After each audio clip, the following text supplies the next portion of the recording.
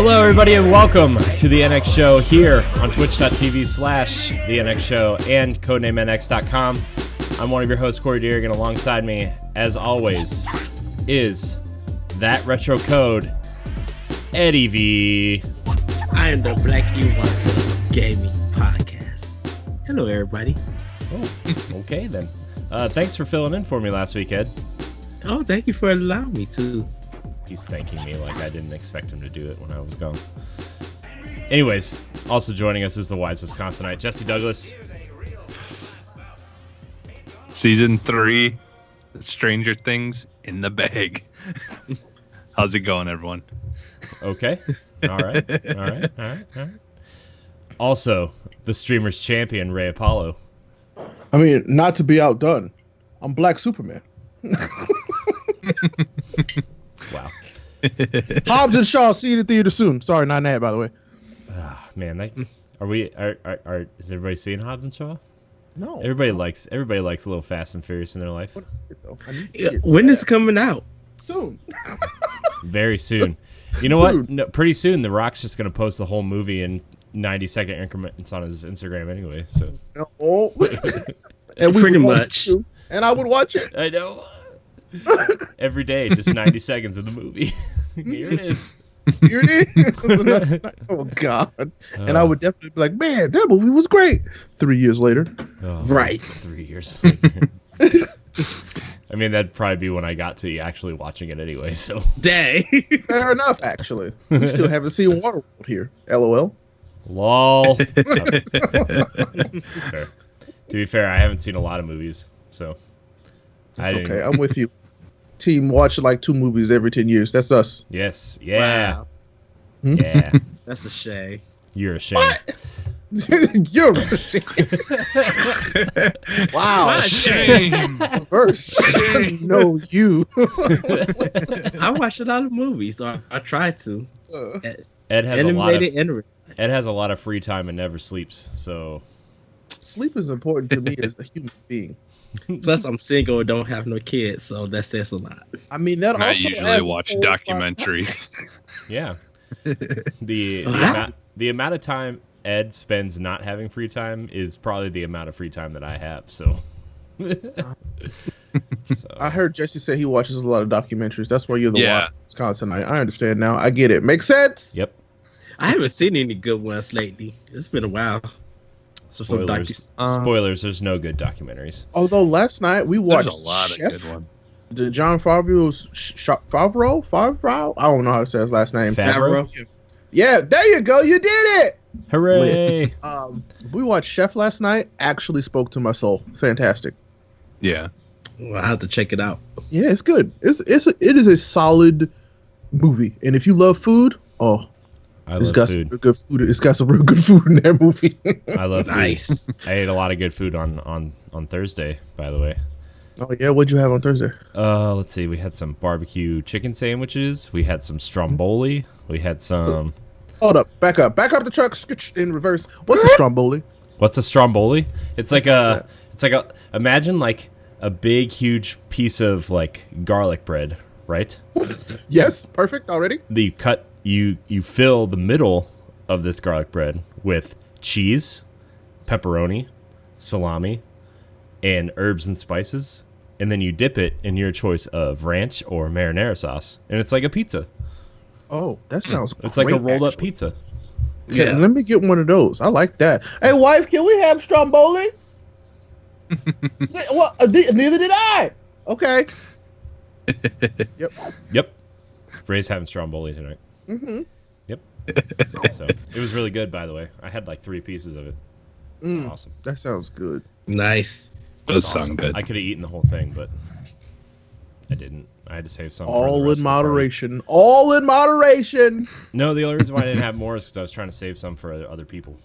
Oh, so you just being a nice young man. Yes, see. I was. You would ate the whole plate.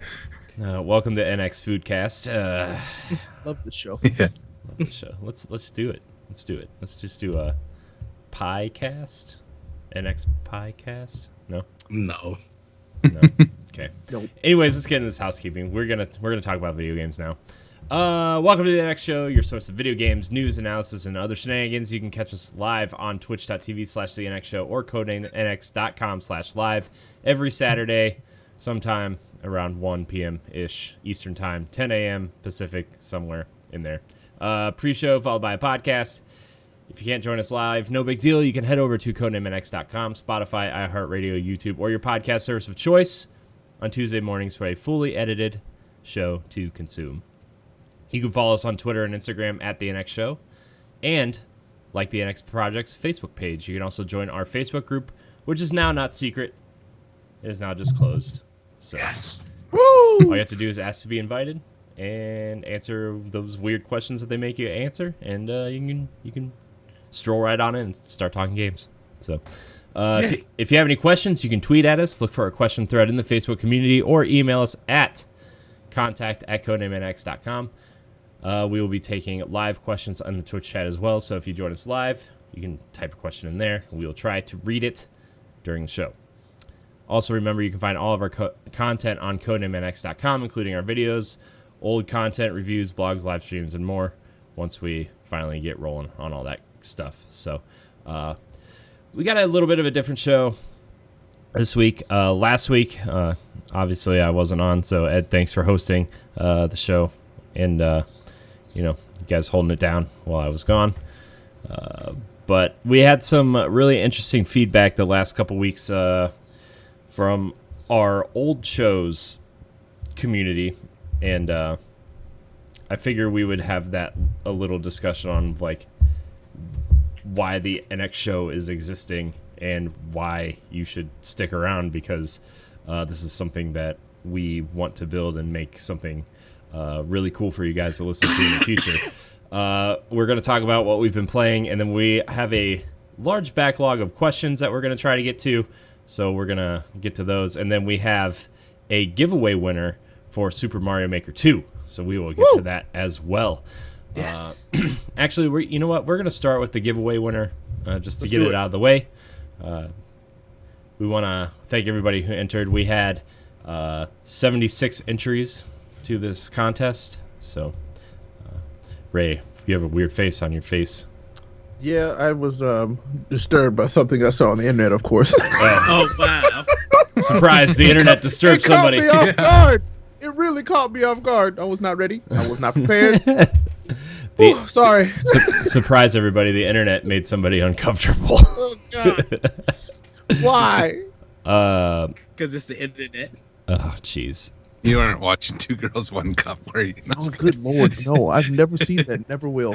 I know. I haven't seen any of those things that people bring up. No, that dude, are, I like, remember the first time disgusting, somebody and showed me that, and I thought I was going to throw up on the spot. No, Yeah. I've avoided that like the plague every single time. So, Same here. Our giveaway winner, drum roll please. Sasha Kirkpatrick is our giveaway winner. Hey. Sasha says, "Hey guys, I found your show through following Ray Apollo, and I am enjoying the show. I am entering the Super Mario Maker 2 giveaway. I appreciate the opportunity to win, and hopefully I do. Thanks for being so entertaining." So thank you for coming in and hanging out. Yeah. Nice. look at him getting his smooth jazz radio voice on. Oh, that wasn't even a fraction of it. That was not the voice. Yeah.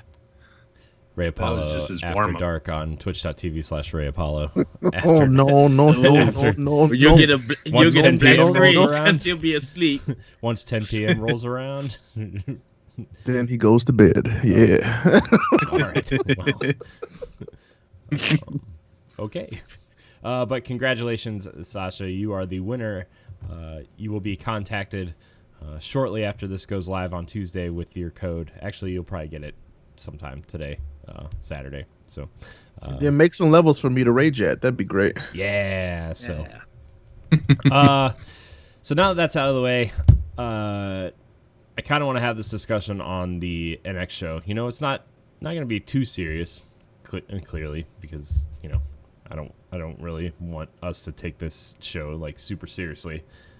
It's for us to come here and have fun. But and let's talk about it games though, and, like for real. yeah. Mm-hmm. So we got a lot of feedback from people saying that they miss Nintendo Power Block and that they want Power Block to come back, which was for newer listeners, Nintendo Power Block was our Nintendo podcast that we used to do together, and Ray was on a couple times, and we also did an Xbox show called Arsenal X, and we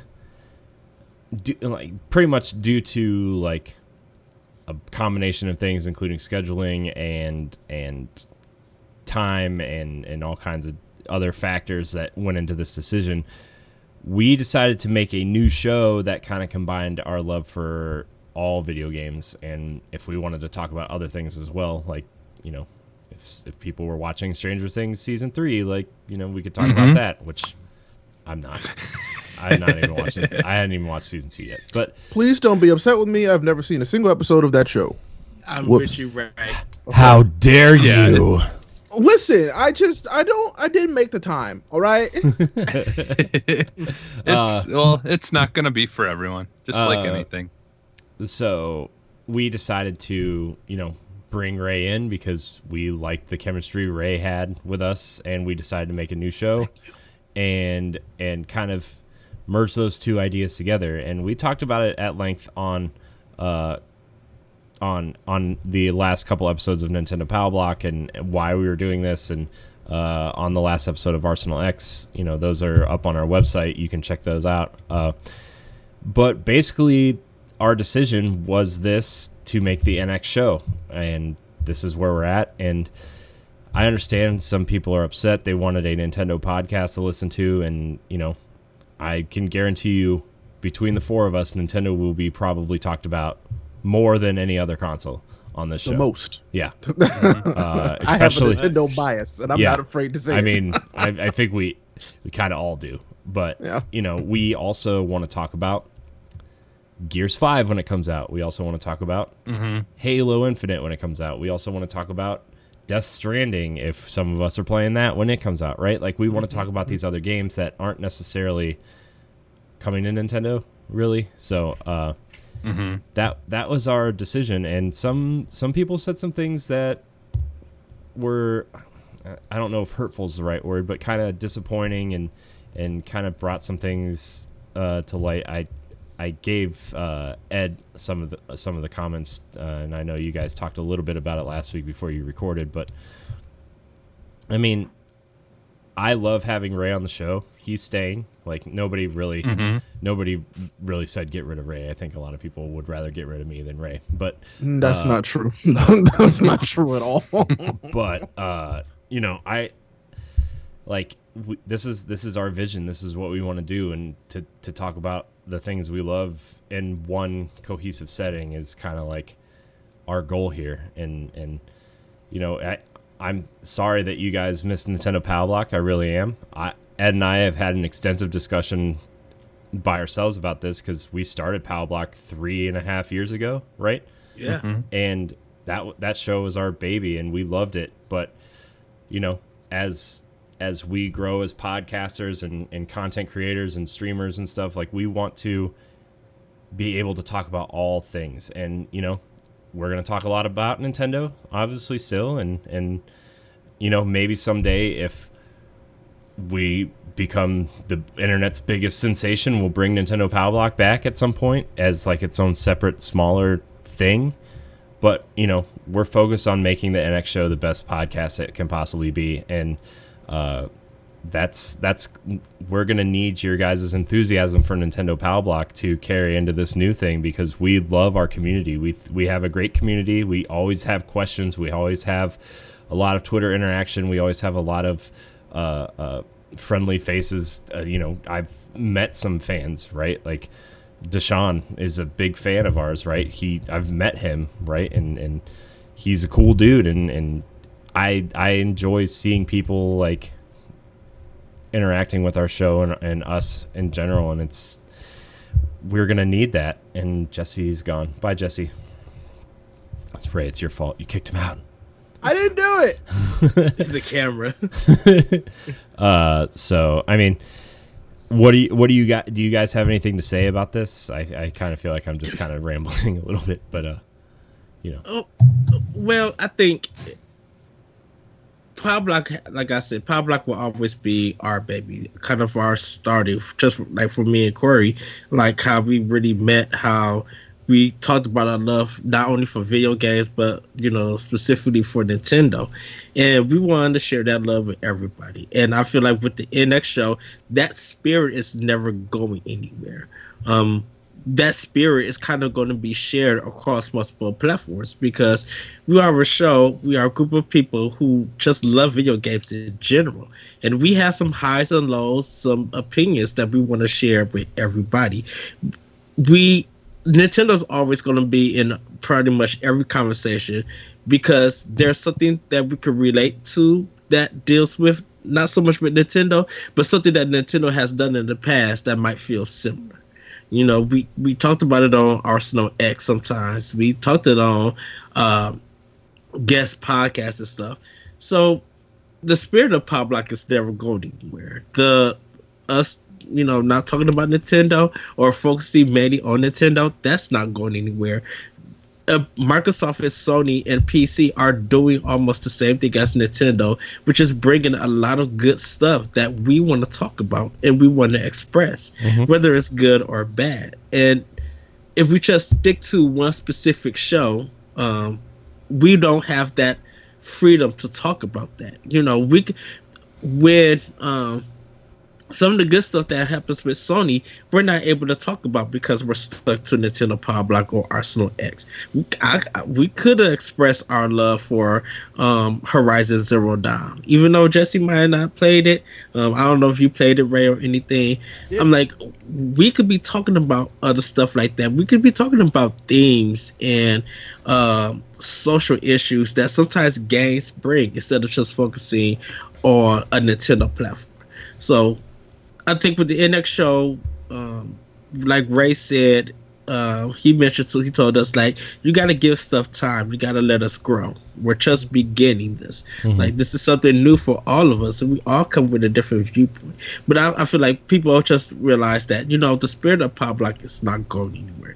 We still got the same format, but we just have more freedom to talk about things. Yeah, and, we got even when we were doing both shows, we got a lot of comments saying, like, why are you guys talking about Xbox games on your Nintendo show when we would talk about what we've been playing? And then on Arsenal X, some of our conversations gravitated naturally towards Nintendo stuff, and that was also a big part of the discussion of, do we just make the show as one show and start something fresh, right? And we take all of your comments, whether they're aimed at being either constructive or some people did send some mean-spirited ones in, but there's always some truth behind some of the mean-spirited stuff, I feel like, and we take all that to heart and consideration, and this is the show we want to do, right? And something, when Ed and I were doing Nintendo Power Block, we were talking about Wii U, right? And yes, some of those shows were a real struggle to put together sometimes, and look, Xbox and PlayStation, say we were going to do Arsenal X, right? Like, Xbox is going to go through a little bit of a slow period after Gears, it's the Sony and PlayStation side of thing are going to be kind of slow because they're gearing up for next gen, right? And it's going to be the same thing when whatever Nintendo decides to do next. We need to be able to shift our focus in different areas as well. So, it was a decision that we didn't make lightly, right? Like, you're going to always make somebody mad when you make this decision, and adding a crew member also is a big thing for us, and I think it's great. I think our dynamic is great. I think the show is going to take a couple more episodes to really get into a groove that fits us. But besides that, I think our show is great. I think our show is still going to be unique. I know some people showed some concern of being just another video game podcast where we talk about everything, but I think we have personalities that will shine through. Yeah, go ahead, Ed. Sorry. Can I address that? Okay, so there was a comment about being a generic podcast, and my thing is this: with Index, it's not such a quote unquote generic podcast. We are on different platforms: iHeartRadio, Spotify, TuneIn, and we now are able to reach more listeners with various topics. There might be somebody who might not like hearing all about Nintendo. It might like to hear about some PC or anime stuff. Instead of having 16,000 shows catering to each thing, I think here on NX, we're able to deliver to that person, and we might get a follower. We might get a new viewer and stuff. We have a format that pretty much even a specific show, what we've been playing, news, sometimes a discussion or questions. That's kind of like a podcast, that could be said about anything. You can have a Pacific PlayStation, you can have Xbox, or anything like that. It's still the same kind of format. So, but sometimes we may not even do news. We may check out last week's episode. We had a discussion about mental health in video games. What podcast is talking about that? That's not something that a lot of people bring up in a podcast. Yeah, and that's something I have been thinking about. I haven't really talked to you guys about it, but that's something else I was thinking about was like, do we even want to do like a news structure thing? Like, yeah, okay, if something is happening, like we'll talk about it, but do we want to have like a checklist of news items that we need to talk about, quote unquote, and maybe, sometimes we do if it's like a slow week or we don't have topics or whatever, but like Ed, from Pow Block and Jesse, from Pow Block and Arsenal X, we've had, how many we have listeners that send us questions that have nothing to do with video games sometimes. Yeah. And I think there's some today that, might not do with video.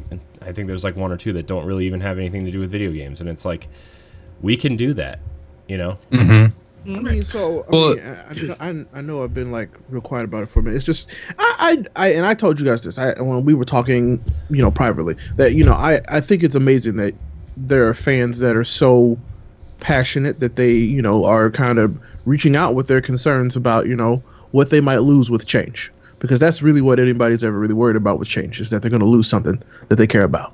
And I kind of feel like an Ed hit it on the head when he said it in earlier. It's like, give it some time. It's not gonna be exactly what it was, mostly because there was a change. Yeah. You got to give it some time to turn into something, and put your faith in that it's going to be something that you still love. You just have to you have to be there and be patient for it. Patience is, what do they call it? It's a virtue, right? It's right. Important. Yeah. But not only that, I wasn't just some random person that these guys scooped up off the internet. I was a fan of these shows before. I've been listening to these shows. I've been listening to these guys, been interacting with these guys for years before they even decided to even remotely be like, hey, Ray's kind of cool. Let's have him do stuff with us. And I was honored, and I still am, honestly. And so I want my 2 cents is I want everybody to understand that with these guys combining this into one show, it also takes a lot of stress and strain off of them, because making these multiple shows takes a lot of effort. It takes a lot of energy and a lot of passion, which these guys are full of passion. But to be able to combine it and refine it into one show, I feel like gives us the opportunity to give you more of what you want. All you have to do is tell us what you want more of, I believe. Right. This isn't, we're not listening to you because else we wouldn't be talking about this. You know what I'm saying? Mm-hmm. So I want the people listening to know that this is something that is going to grow and is going to change. But it's not just going to be it's just another show where dudes are talking about video games on the internet. No. You have some of the most diverse opinions on the internet right here with Corey, Jesse, Ed, myself. Legitimately, some of the most diverse opinions you'll find. Except on Nintendo, because we love Nintendo. But that's okay, because that's also, I feel like, a very rare thing to find on the internet. It's people who just praise Nintendo for doing the stuff that they do, but also call them out when they need to be called out. That's important. Mm-hmm. So I ask you to be patient. I thank you for allowing me to come into your time when you are listening to these people that you already loved, and let me be the the strange uncle that comes in and then it was like, hey, I'm here. I've been gone for 15 years, but I'm here. Just be patient and know that we love this, and we know that you love this, and we want to take as much care of it as we possibly can. Yeah. Yeah. I mean, yeah, like my my thought was like, you know, and not to be like to offend anyone, but I'm like, you know, like when we're kind of looking at some of the comments and people are like, you know, like this isn't what we want, and it's like, well, honestly, we're only on like episode 5. We don't even know what we want yet. You know, like we want this to be more focused around what you want. And the best way to do that, and that's why we're kind of trying to do this live now, is we want people in the chat. We want people to bring up what they're passionate about, and we can talk about things, you know, like you were saying, Corey, like I think that in time this show will probably be better if we do talk about like stuff in the news, but that's not really our main focus anymore so much as just like, you know, like what we enjoy and are enjoying as a community. Because like me, like I love Nintendo. I don't play it as much as the rest of you guys, because like my, you know, the Xbox is kind of my main console, but that's fine, because then I can kind of put input on the Xbox side, and, you know, and like, but I mean, I've been playing a lot of Switch lately because of Mario Maker. But like, I just feel like it's like, we're not like always playing whatever is popular at the time, like especially with Game Pass and stuff.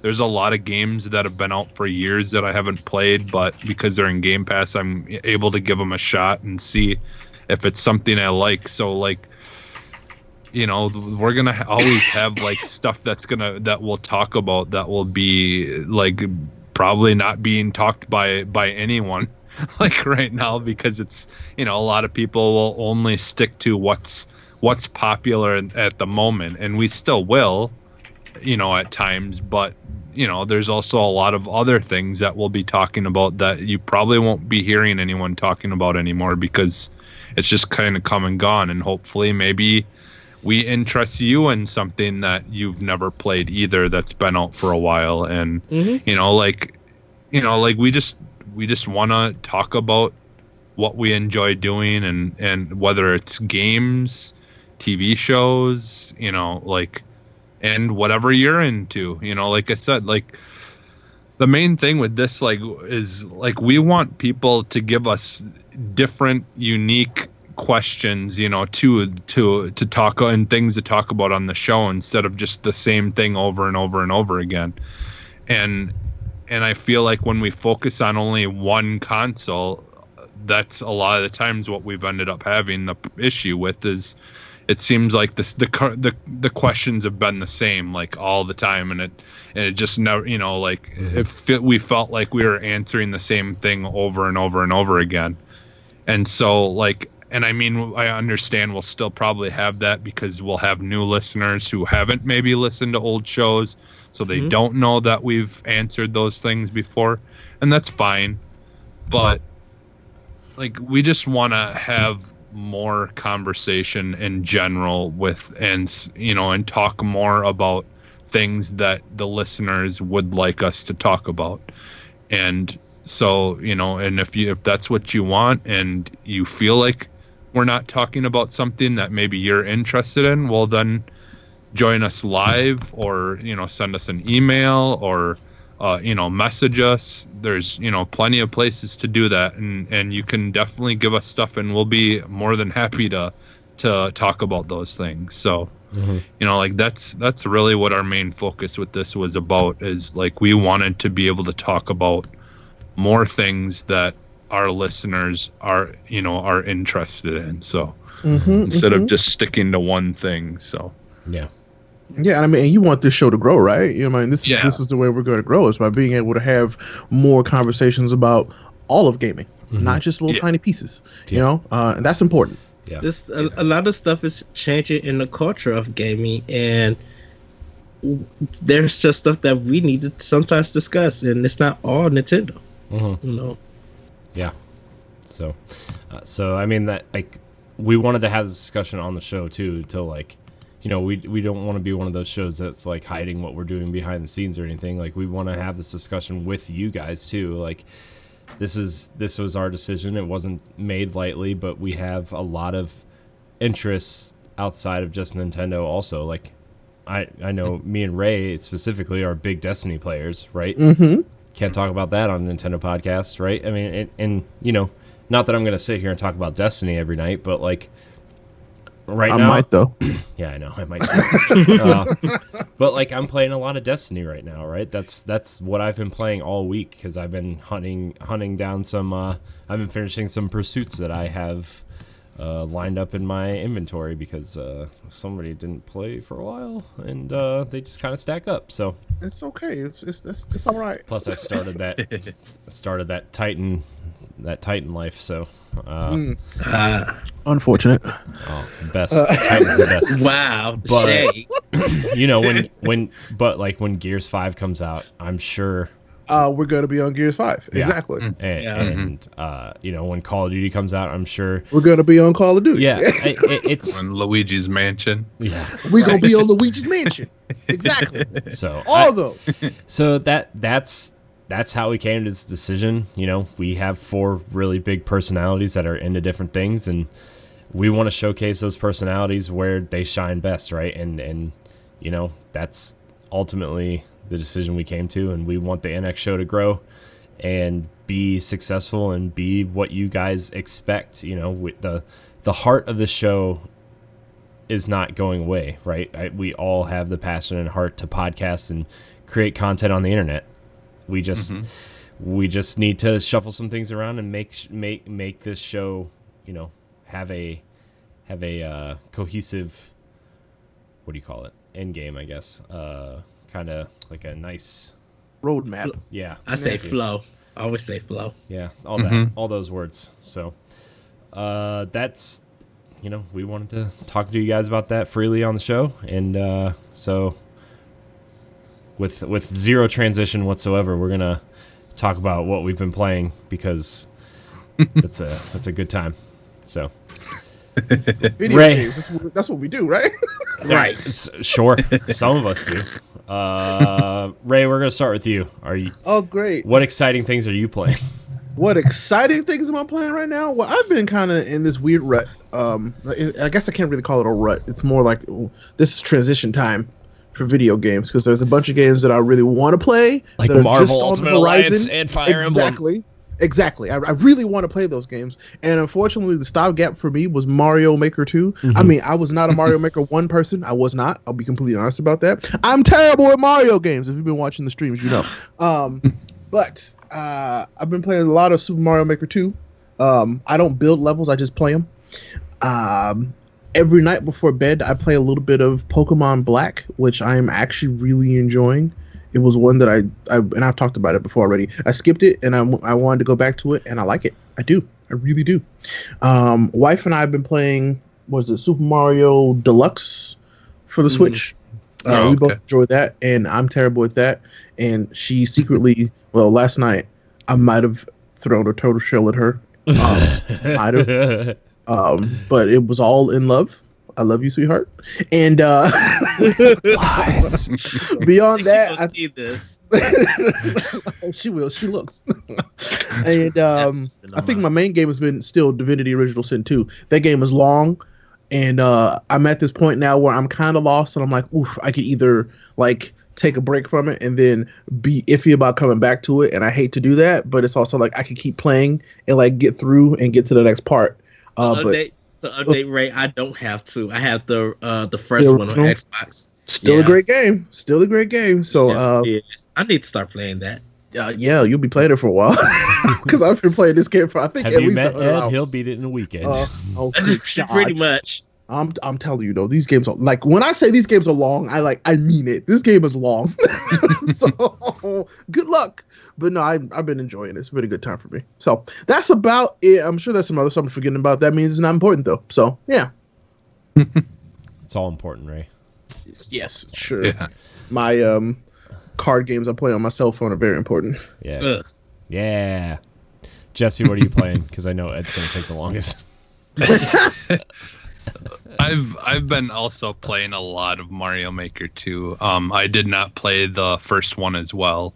So yeah, I'm like, learning everything for the first time here, kind of, and it sounds like it's for the most part a good one to learn on, but like I know a lot of people are kind of saying that the one thing that the Wii U was the best at was Mario Maker. Just because of the whole tablet, like secretly Pikmin 3 was the best on Wii U. Yeah, because the lies, the lies, it's still the only reason to use a Wii remote nunchuck is Pikmin 3.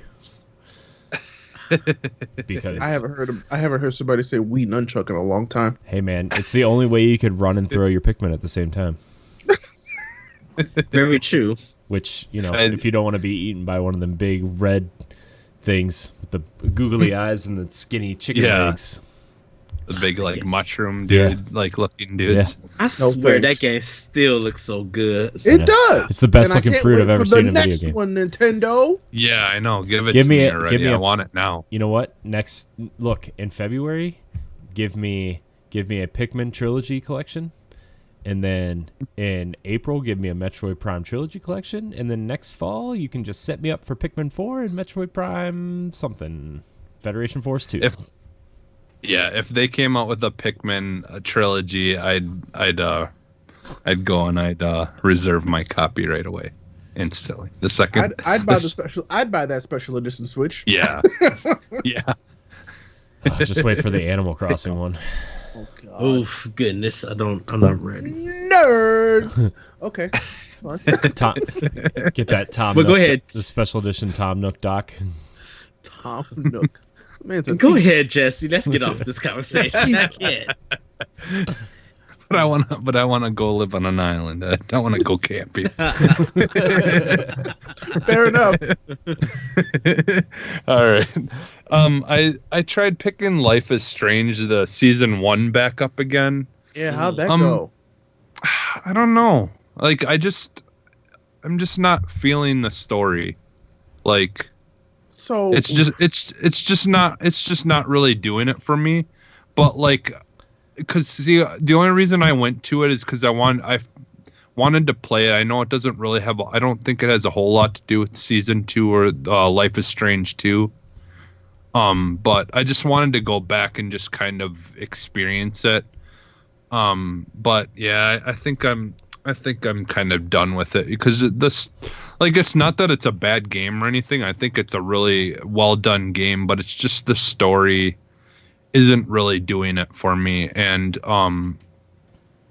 the story for the second one is like basically like instantly it captured my imagination, and it might be partially because there are some things that I can relate to in the story that I've dealt with in the second one. So, but I like the story and what I've played in the second one. So I think I'm just gonna move on and go to the second one and just play what there is of that, because I don't think it's completely out yet, is it?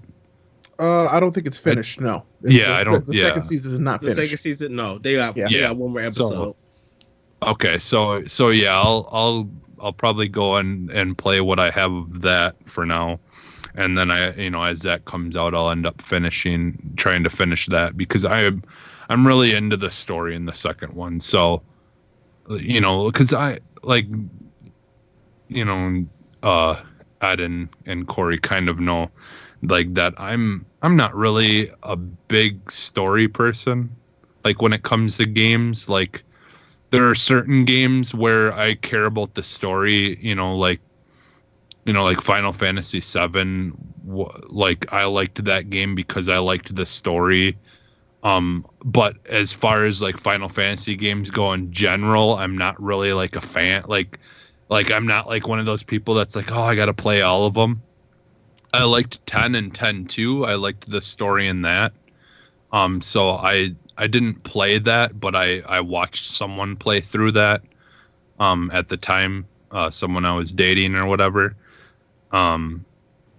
So, you know, like there's just certain things, like the story's really got to be interesting to me, or otherwise I won't really give it much of a try, because I just like the story either is good to me, or if it's not, it's just not important and I'm not gonna really care too much. So that's kind of what's happening with Life is Strange. The second one, again, I think I'll play that.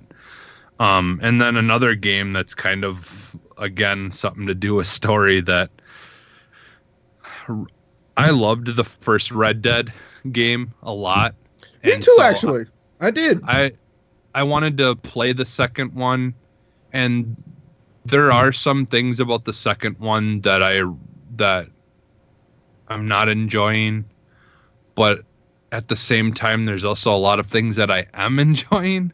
And so I'm kind of still trying to stick it out and just play it.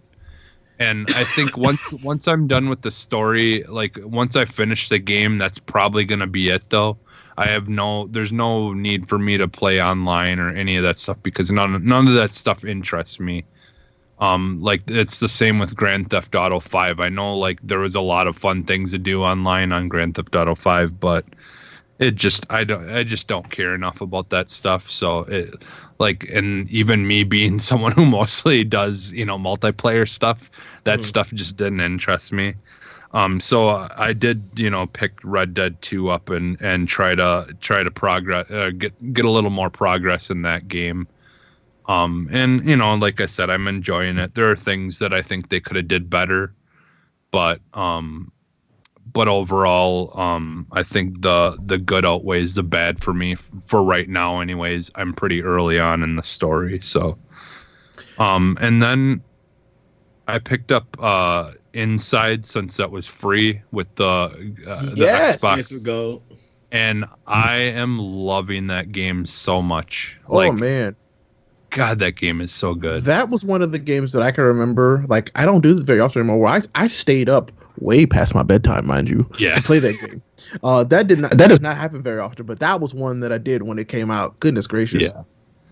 Yeah. I'm getting like the same like excitement and joy from playing it as I did when I played Rime, the game Rime all the way through. That's another really good game that I praise all the time, from the soundtrack being like my personal favorite soundtrack of like ever, to just the way that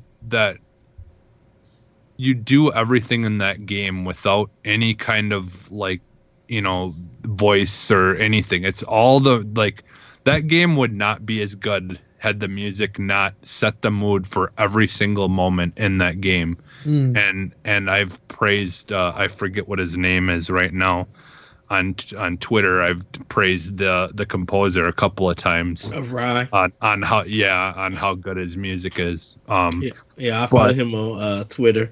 He won some awards too, and I think he got an award. He won an award for the I believe for the soundtrack from that. Yeah.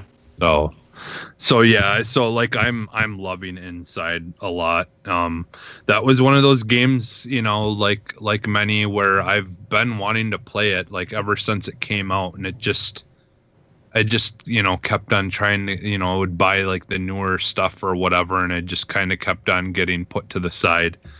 And so I'm glad to finally be playing that, and I'm really enjoying it. So, and then I played some Apex Legends and Resident Evil 2 Remake. I think I might start another game again. I already beat it with both characters. Like basically right when it came out, that's all I did, is I just played it right through and beat it, because Resident Evil, now this one is like my favorite game of all time, but the original Resident Evil 2 has always been like my favorite game of all time. And so now I was super satisfied with the way that they redid it, and I was completely blown away. I think they actually went above and beyond what I was expecting with that game. So So yeah, I kind of want to go back to it and play it some more because I just absolutely loved it. So, but yeah, that's pretty much what I've been playing. So, I binged the whole entire season 3 of Stranger Things in one day. Oh my god! How many episodes is that? 8. It's 8 episodes, and I Okay. think each episode is an hour long. Oh, so you Or spent a a little work day bit, yeah. watching. You spent a work day watching Stranger Things. That's fine. That's okay. Yeah. Yeah, I watched. I was most thinking of it was like 22 most of episodes. it. And people Oh, were like, no. "Oh my god, I've binged the whole thing," and I'm like, "How?" And No. then, it's only 8. Y'all good? It's fine. Yeah, I think usually they try to stick around 10, but I was kind of surprised that it was only 8 this season. But again, I think that's because they're not trying to stretch things out. They're just getting to the point. They're telling the story, and they're not just trying to put filler in there to have more episodes. Like unfortunately, a lot of TV series on the networks and stuff tend to do. Is just kind of stretch things out, just for the sake of, because they've got to fill time until, this and this season or whatever, till the next shows start. Right. So yeah, like it was a really solid season. Like I think is probably my favorite season so far, but no spoilers, but I might start it it's one great. day. I might convince the wife to start it with me. We'll see how it goes. Yeah. I'm good. Nice. Is that it, Jesse? Is that all you've been Yeah. cranking That's out? pretty much it. Nice. Ed, I guess we'll go to you. Everybody, if you need to pee, go now. Hold on to your butts. Why am I the one? I didn't even do nothing. And then Ed says, "I've only been playing one game," and we all gasp. All I've been playing is Mario Maker. Well, I played Mario Maker on Switch. I'm building a level. Hopefully, I'll have that up so you guys can try it out. It's so hard. Building levels is so hard. It's very easy. I love the chemistry and the creativity. No, I get to be. It's not that like building a level isn't hard. It's making a good, decent level with an idea and then going through and beating it is the difficult Fair part. enough. I played a lot of bad levels. A lot. So, yeah. Well, can't wait for you guys to play mine. Oh, I can't wait to play yours either. I It's can't going to be wait fun. to open the door to the left and end up at the end. Wow. No, it would not be that kind of way. You're That'd gonna be have awesome. to work. You're gonna have to work to get to the ending with this one. So I and gotta I'm jump gonna- up high. I gotta jump on them cloud platforms to get through the door to get to the end. I'm just kidding. Continue it. Sorry. Play some more Contra Collection. And more Phoenix Wright. First, I am getting ready for Ultimate Alliance 3. And Fire Emblem, because I think Ultimate Alliance 3 is this Friday. Is it? Oh It's my next, god! It's next Friday. It's Oh next Friday. man, you got me real excited. What comes out this? I don't know what comes out this No, Friday. because Fire Emblem comes out next week. No, let's see. Ultimate Alliance is the 19th. Fire Emblem is the 26th. Wolfenstein is the 26th, and Mutant Year Zero is the 30th. So nothing comes out on the is it the 13th? 12th. I don't think anything comes out for Switch unless it's like an indie game or something. Yeah, unless it's an indie. Okay. By the way, Sea of Solitude just came out, and I need more people to talk about that. I need to play it. You know what? The weird thing about Sea of Solitude, I didn't know that it came out. Like I didn't either. Like I was just looking. At Just Yeah, seen- it kind of came out with just like a fart in the wind. I need. Right, I need. I just to seen it on Twitter. I seen it on Twitter because they just celebrated their party, and the lady's like, "Oh yeah, Sea of Solitude's out." I'm like, okay, EA, like you're Yeah, not gonna, right. You're not gonna and that's the thing with EA originals or whatever. They never promote these indie games. Exactly. Well, look at all these indie games we're doing. By the way, we're not too- going to tell you what's coming out. They're too worried about giving you FIFA surprise mechanics. Yikes! I watched that thing again the other. Wait, no, who was it? Jimquisition was talking about it, and he ripped him a new one. Ooh, ooh. Just starting with N. Hey Ed, Check out this. to answer your question, sorry to interrupt. Dragon Quest Builders 2 comes out on Friday. Yes. Another game that I'm going to skip for now. I'm going to have to go pick that one up because I know I'm getting that. Fire Emblem's going to be mailed to me because it's a $100 collection, and I'm so excited for that. And then Ultimate Alliance 3, I'm going to get. Then it's just a cavalcade of games. Kill La Kill If is coming out too, so yeah, gonna get that. What is that one? Is that a fighter? Yeah, it's a fighting game. I haven't seen any kind of. There will be a demo on PS4 out on the 8th if you want to try it. All right, I think I'm going to download it. I'm going to see what it is because I haven't seen no screenshots or anything about it. Oh, it's a beautiful game. It looks a lot like the anime, so it's going to be great. Speaking of beautiful, did you see that Fire Emblem, each path takes at least 80 hours to complete? I did see that. I'm so excited. So there's 3 paths, and then there's a year of DLC planned. I can't get through all of the. I still have Astral Change. Remnant from the Ashes, which is going to be crazy, Jesse, because both games come out on that day, so that's $120 gone. September is a crazy mess because they keep adding stuff. I'm like, are you serious? Yeah, there's like 47 games coming out in September, like for Switch alone. And then I'm waiting for Shantae 5. I hope they drop that soon because I can't wait to play that. Like, yeah, craziness. Shantae and but Smash that's what confirmed. I did. That's what I have done on Switch.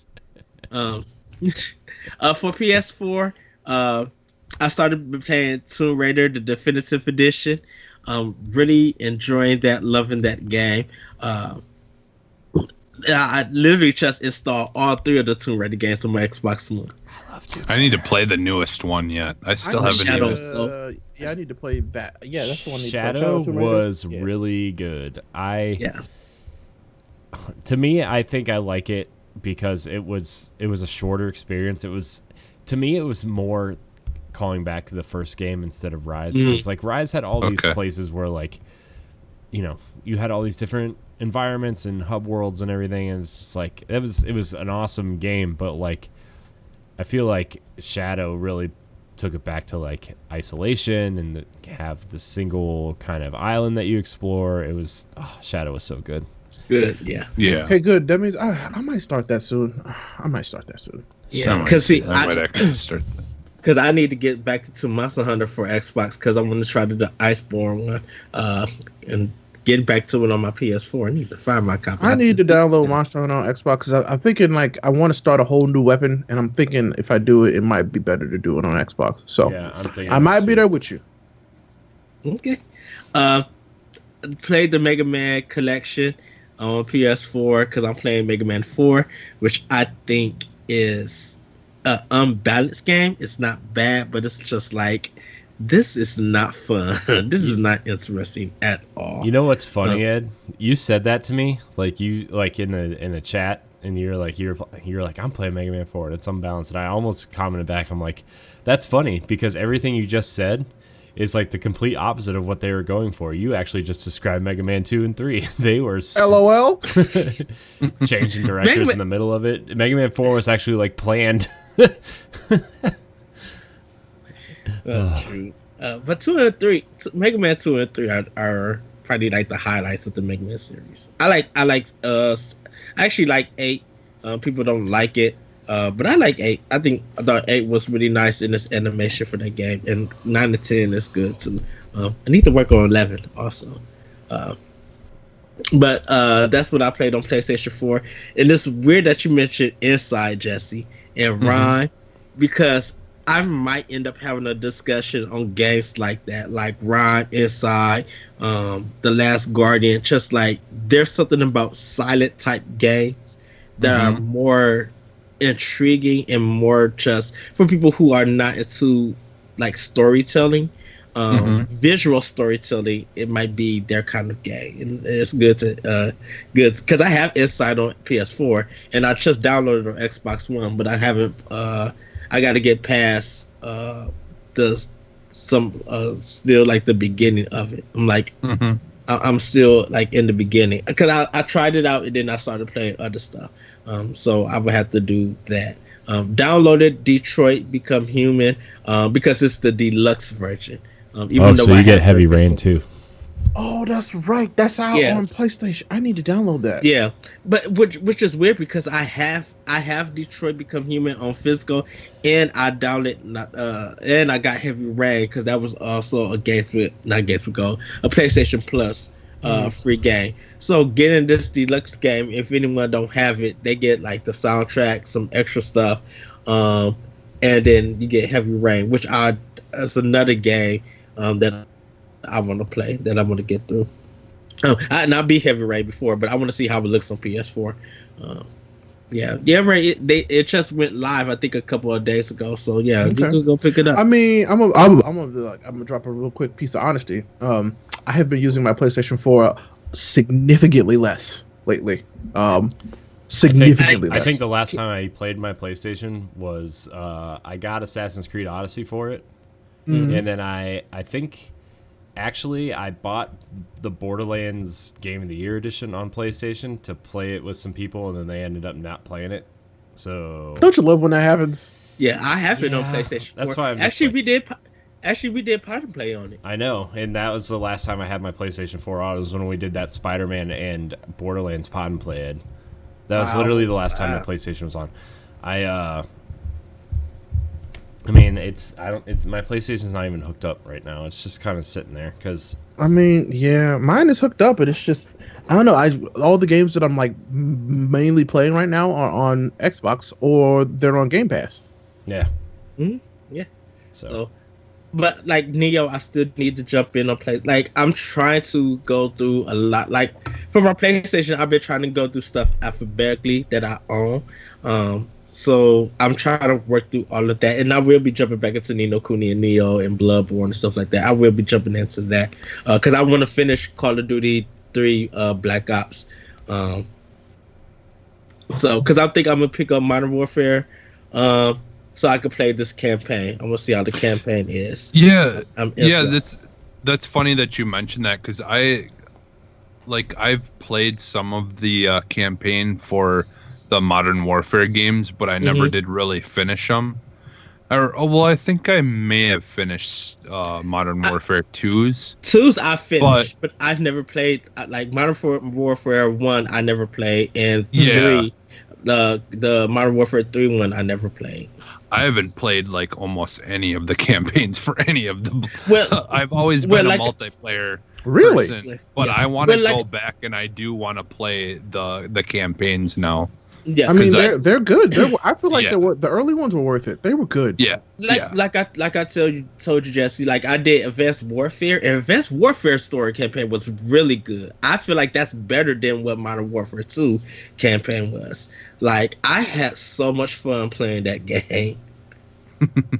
So for me, it's just like with the Advanced Warfare, I just didn't really care for the whole setting and everything. Like that was the game where I switched straight to multiplayer. I didn't play the single player. All I was multiplayer on that one, and it was because the multiplayer on that one I thought was great. Everybody else boots on the ground. I'm like, I don't care. You gave me a jetpack. Yeah. I was the same way where I really didn't get upset with that as a lot of people did, but. Like I mean, mind you, they didn't do it as good as Titanfall did, in my opinion. Yeah. But it still wasn't awful. I enjoyed playing what I played of that for multiplayer of that game. You know, I for the most part have owned most of the Call of Duty games at some point in my life. Even like what is it? World at War. That was really interesting, having tanks and stuff like that, like vehicles that was one of my favorite Call of Duty games. It was one of my favorite. I remember it was good. When the beta came out for that, I was in high school, and I remember waking up early multiple days just to get in and play it before school. Jason Marshall's in the chat, and he says, I platinum Modern Warfare this morning. Nice. Oh, nice. Yes. Nice. Shout out to you, Jason. Yeah. Shout out to Nerds Gone Platinum, the Nerds Gone Rogue PlayStation podcast. You can download that on whatever something. All the stuff. I got his Jason up. I haven't talked to him in a while. Love you, Jason. All the Shout out shows to you. For Xbox, I have a weird glitch with Rage 2. Rage 2. What you played it? About to say, yeah, it started. Wow. Rage is gonna make you rage. For some unknown reason, my controller, like everything works, like to aim down and shoot and move and stuff. And then I fast traveled to another place because I was trying to get easier to this other area that I wanted to play through, and only could just walk. I couldn't shoot. I couldn't aim down. Like, I don't know what the world was going on, and I took the game out, put it back in, resetted my Xbox and everything, and it was still happening because I only got like 2 more levels that I need to do before I finish the game, and I'm just like, this is not good at all. And I'm really sorry this happened to you. Somebody, I think it was, I was listening to What's Good Games. They said this the best. You know, they're like, why does Rage 2 exist when they do the shooting better in Doom and they do the car combat better in Just Cause 4? So why did they think that they needed to make this game? I don't understand. Yeah. I don't know anybody who was asking for Rage 2. No. Yeah. I think it was by the looks of it, it was something that, you know, it was visually eye popping. I think Avalanche wanted to make Mad Max 2, and Warner Brothers was like, no, and Bethesda's like, hey, we own this weird IP that nobody cares about. You can use it. That makes sense. Well, And yeah, Mad I Max think is not good. that's it. That's exactly it. I think it was they spent a bunch of money on stuff that they had plans for, and because they didn't want to just completely have it be wasted, I think is what the idea was. I mean, like it had promise and potential, but unfortunately they just fell flat with it. Like I've enjoyed a little, the little bit I've played, but at the same time it's nothing spectacular, and It's not. I've been having I played issues about 5 too. hours in Rage 2, and then I said I was done. Like I hadn't played enough. And I think that was the thing about it, that Rage 2 was a visual spectacle. Like it looked fun watching it, but then you get into your hands and it was just right. like, that is 100% right. It's like it looks fun from a distance. It was the typical trailer that makes a movie look better than it is. Mm-hmm. I've actually had some issues too, where like you go, like the whole thing is you're supposed to open up those things and you unlock new powers. yeah. Well, I did that with one of them, and then it spawns you in that room where you learn how to use it. Yeah. And it just did nothing. I was just standing in a room that was completely empty. Nothing was triggering like it was supposed to. Nothing would happen. So I had to download or like restart load my save, and then go back into it again. And then I was still having some kind of issue, and then I got it to work once I figured it out. But Gotcha. But yeah, I was having some kind of glitches too when I was playing it recently, so I just kind of gave up on it. Yeah, I think that game still needs some patches. So like I said, I installed Rise of the Tomb Raider and Tomb Raider Defensive for Xbox. And I haven't just been, because of the 2 terabyte one that I got, I have been installing some of the games that I took off to make space for other stuff. Now I'm putting them back in so I could put them on it. Because I just reinstalled Dead Rising 3 because I want to get through that one. I want to play that. And got to jump back into Sunset Overdrive. I've been wanting to finish in that. Ooh, I love Sunset Overdrive. Yeah. Played some of Vanquish. Was enjoying that, talking to Jesse. He was playing this game and I was trying to focus, and I was just like, dang, it's hard to play Vanquish and talk at the same time. I was playing Inside while you were playing that. That was yeah, I was having the same issue too, because with the Inside I'm like trying to figure stuff out. Like, So, but pretty much that's what I've been playing. And I'll probably be playing some new stuff next week for you guys. So yeah, that's what's been in my arsenal. That's what I've been playing. See, that's why Ed went last. So I haven't been playing much, and I'll keep it quick because we have some questions to answer. But I've been playing some Destiny. Been trying all week to get Outbreak Prime, and it's just. We gonna get it for you tonight. I know we're gonna get it tonight. Yeah. So. Yeah, I forgot I played that too, but.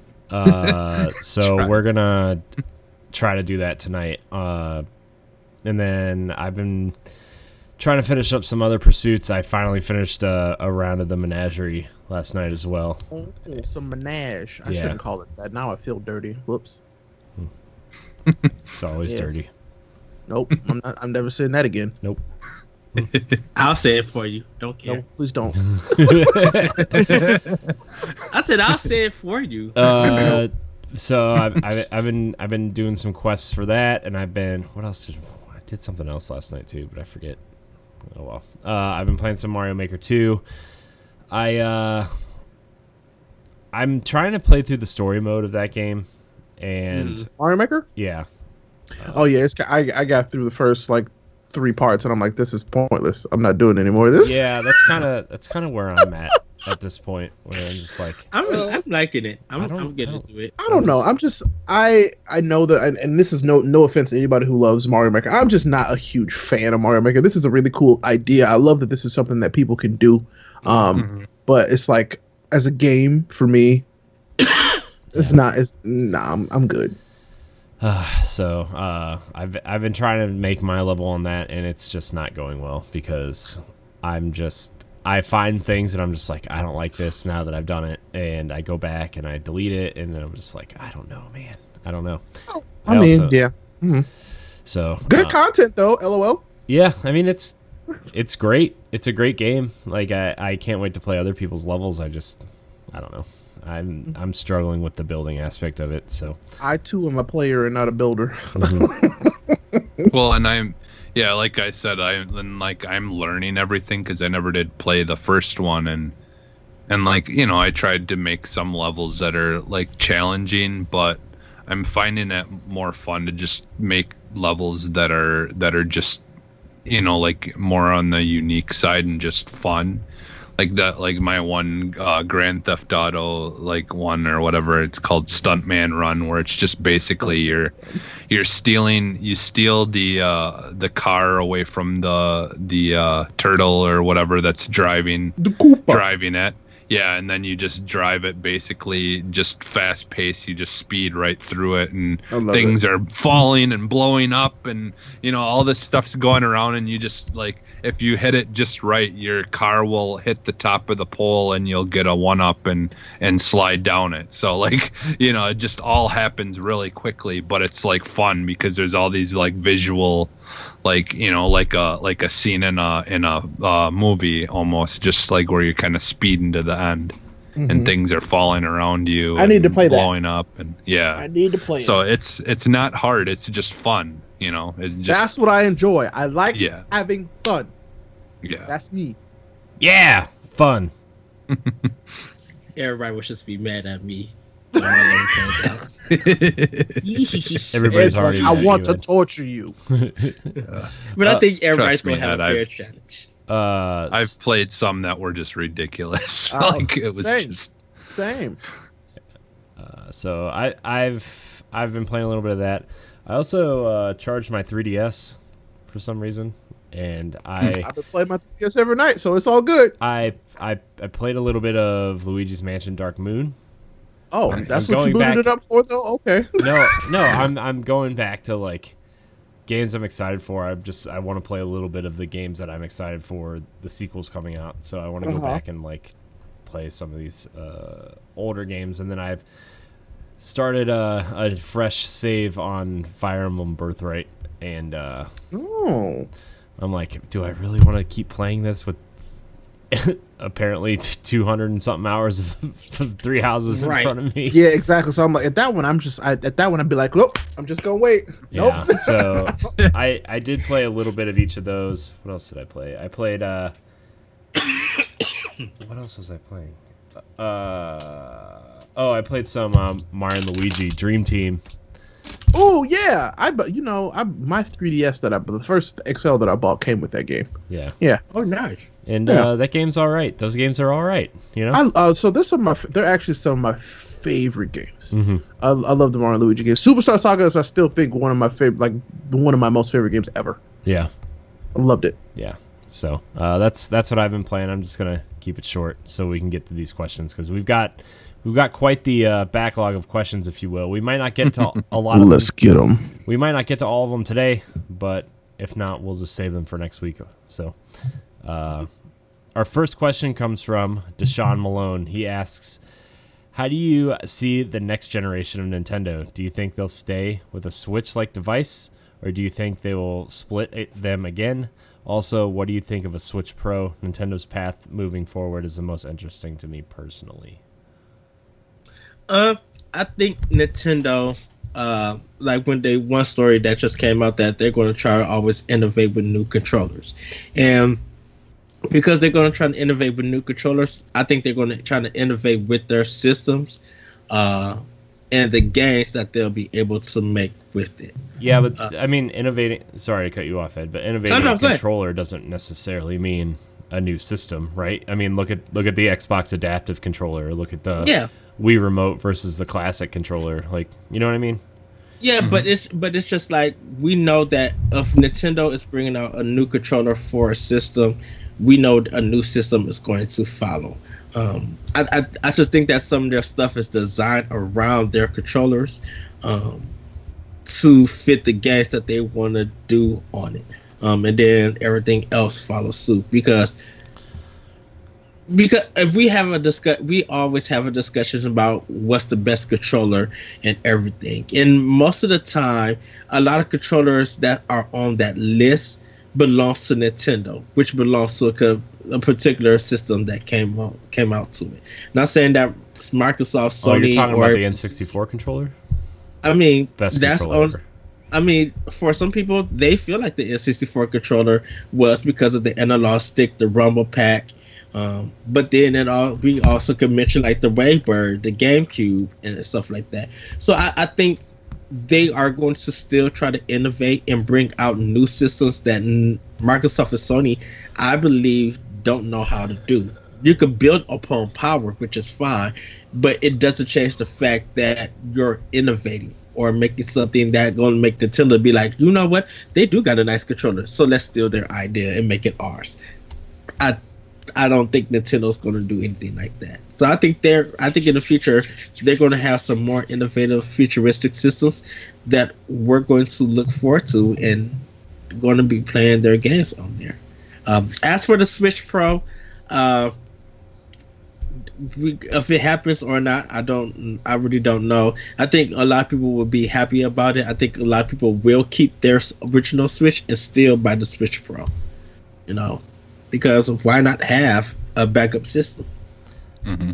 Yeah, I mean, I think if anything, I'm more looking forward to the mini, like where it's just got a decent D-pad on it and everything, and it's just all one piece.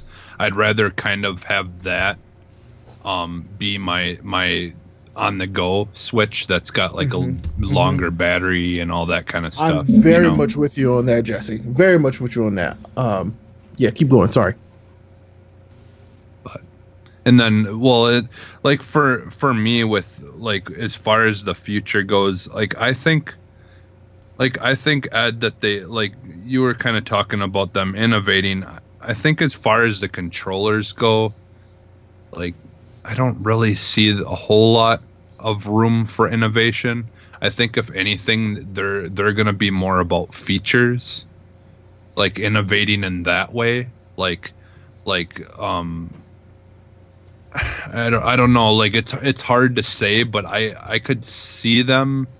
I know they kind of did it on the 3DS and stuff, but I could see them maybe eventually having some kind of like the what is it called, the not VR but the augmented augmented reality, like some kind of thing like that, like doing, like to innovate more on the features of what they're, like the Pokemon Go, type games.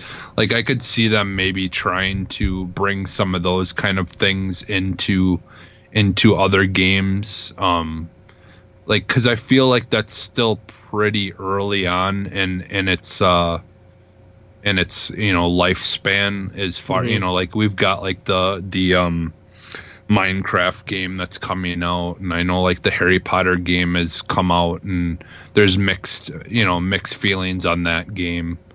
Like there's the Ghostbuster game, which I did try, and I didn't really get into it too much, even though I'm a big fan of Ghostbuster stuff. I at least tried it.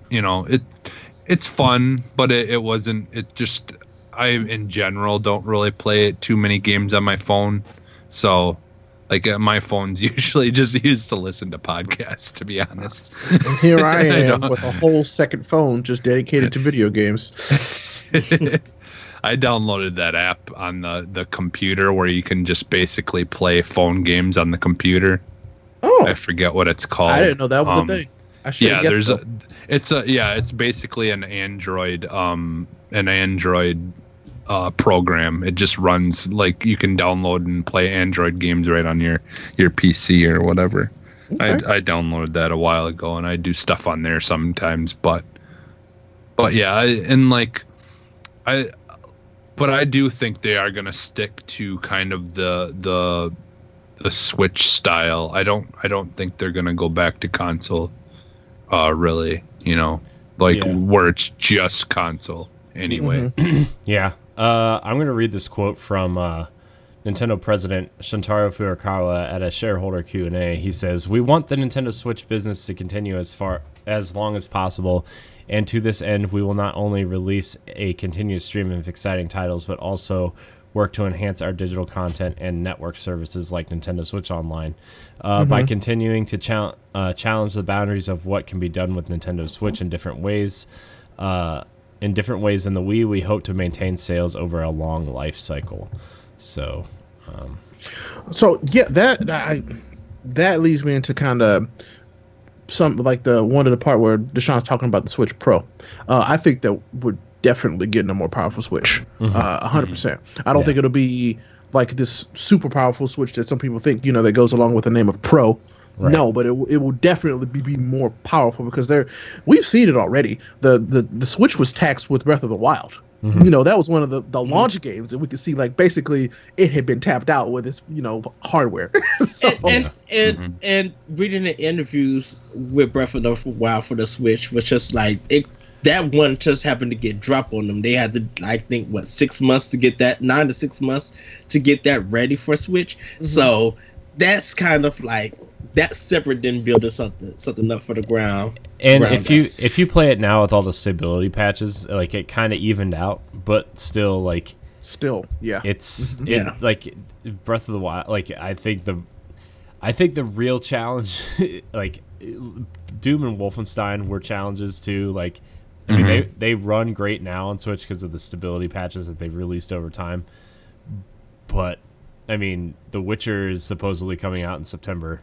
I can't wait to see how bad that runs on the Switch. Well, Ray, I'm going to be streaming it, so you can... I can't wait to see how bad that is. I can't wait. Because not that I'm being negative about it, it's just that I know that game is such a humongous game. And for them to be like, hey, yeah, we made this run on the Switch. It doesn't run great, but it runs. And there's no extra download. It's all on the cart. It's that's gonna be bad, y'all. Right, would it surprise you to be like, even though you have that viewpoint, I'm calling it just a viewpoint, not saying that you judging it or anything.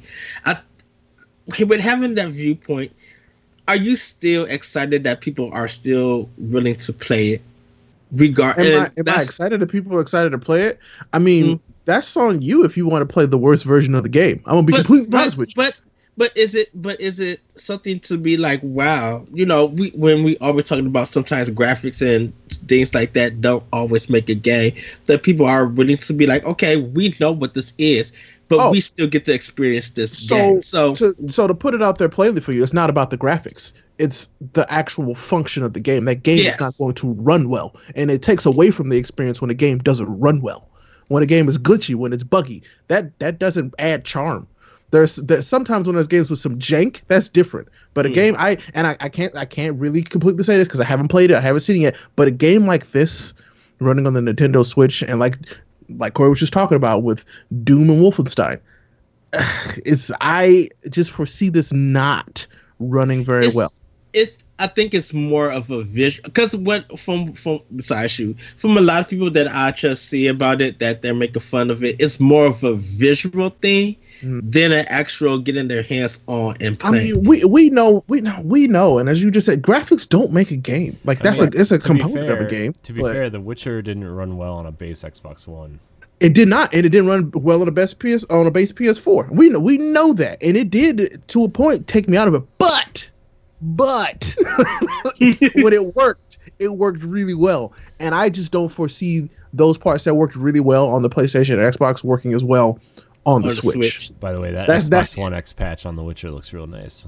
I bet it does. I bet it does. So, I mean, that's why I really feel like we need a Switch Pro from Nintendo, something that can take these third-party games and allow them to at least run.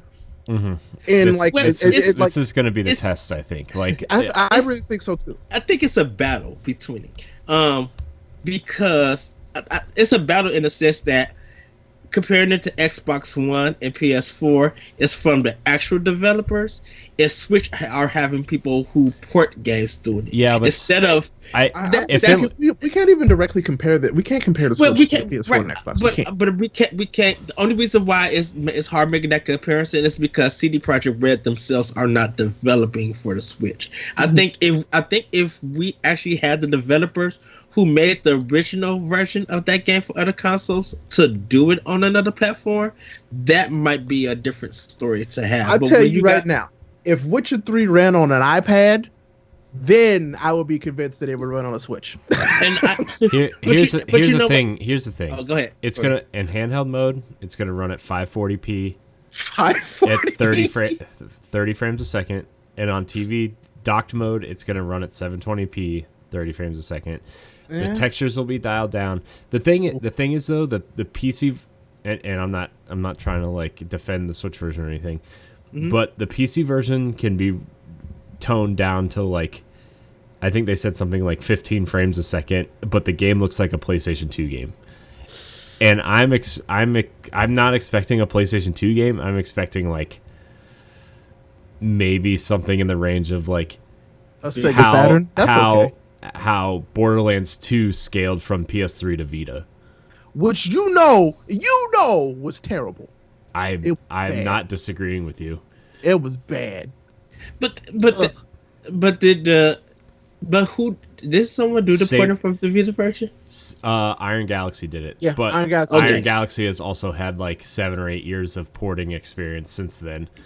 And I think that's what I think some people don't recognize. And I think that's why I said it's that comparison of having the originals doing it on one system and instead of them having it doing it on both systems, meaning that they did the Xbox One and PC and PS4. CD Projekt Red did. Yeah, and but I don't think the developers. Saber Interactive is doing the Switch version, which did the last decent game I think I played from Saber was the Halo anniversary of Halo 1 for 360. So can I want to say this. If the Switcher 3 port comes out and is okay, great. I'm just saying that I hope that Nintendo sees this as the opportunity to say, okay, yes, we can make a more powerful Switch, so people who only own a Switch or only want to own a Switch can still have a really good experience with games like this. I feel like if Witcher 3 was actually being done by CD Projekt Red, I think that would be a different story. Maybe. Because I don't think CD Projekt Red is getting their hands on development kits to actually make something ground up for Switch. You got to look at their engineers though. Like they don't hire engineers for tablets and stuff, right? Like they hire engineers for top end, computing PCs. Equipment. Yeah. PC, yeah. And I think that's why I wonder, just with the conversation of it, sometimes I wish that the developers of the original version of that game, if they could get their hands on it, because I feel like sometimes you making a game for a Nintendo platform is going to be better experience for you to learn it. If you are an engineer or a designer, get your hands on all these platforms the most that you get, because it's going to be more educational for you. Whether it turns out good or bad, learn something. And I think as gamers, we don't take that into account. Yeah, I feel that. But to answer the rest of Deshaun's question, for me at least, I agree with Corey that I think with the quote that you read, they're going to double down on Switch. As they should, because I feel like it is one of the most versatile machines we've gotten in gaming in a long time. I think they're trying to aim for like a Game Boy style lifespan. As they should, because it's the Switch is one of my favorite devices that I think I've ever bought. It would like almost up there with the Game Boy. It would almost be dumb for them to like go back to splitting. It really would. Like, it'd be so dumb. Like it's too profitable to not do it. Like, right. It's making everybody who puts stuff on there and Nintendo themselves money. Exactly. And I feel like with the Switch Mini that we've been rumored, even if the controls are fixed on it, that's great. Let's do that. Can they call it a Switch Pocket? Can they call it a Switch Pocket? That'd be cool. Although, can they still call it a Switch because the Joy-Cons don't come off? Yes, because it can still be locked. I don't know. We'll see. Because if it can't make my clicking noise, what if it don't make noise no more? But what if it has its own like mini dock? It's just like a baby version of the dock. Maybe. But the screen. Well, from the rumors, the leaks, the screen is bigger. The screen is bigger on the Switch Mini. How does that even happen? Exactly, I don't know, but like from the render that I saw, the screen is bigger. But this could all be fake. We still don't know. Pretty much it is. There's some pretty sexy renders on Nintendo Life, by the way. As far like the one thing I was thinking though is I hope they if they do make a more powerful Switch that they call it the Super Nintendo Switch. The Super Switch. My mom had a Super Switch when I was a kid. That thing hurt. Oh, it'd probably be like Switch XL. Switch XL. No, I want a Super Switch. Corey, what's the next question? Yeah. I love you, Sean. This comes from Sasha Kirkpatrick. She says, I'm sorry, I did not clarify your gender, so I apologize. 2019, Corey. I know. Come I'm sorry. I apologize. Okay, and yeah, as a straight white male, I'm gonna get ridiculed for that. Hey guys, I found you through Ray Apollo, and I love the show. I have a question for you all. What are your thoughts on Sony saying they are going to cater to their hardcore audience? Why are they taking such a different approach than Xbox? Thanks for taking my question. Also attached to my Mario Maker 2 entry. Congratulations, you won. You won! You did it! So, I'm proud of you. Yeah, so it came out a couple days ago at this point where Sony kind of said they were going to double down on their hardcore audience, for their first-party stuff, and this is the first year they're not having some sort of indie game showcase. This is the first year they're not like really doing any third-party promotional type things. So, what do you guys think of Sony kind of taking a different approach to PlayStation 5? I think they're trying to do it for guaranteed sales. They think that they're going to make more money and showcase units that if we reach the hardcore, and give them what they want, then they'll buy it. And that just show the public how great we are as a business. And to me personally, I think I think this kind of exclusion of trying to get everybody to play your games and systems and stuff is not good business. My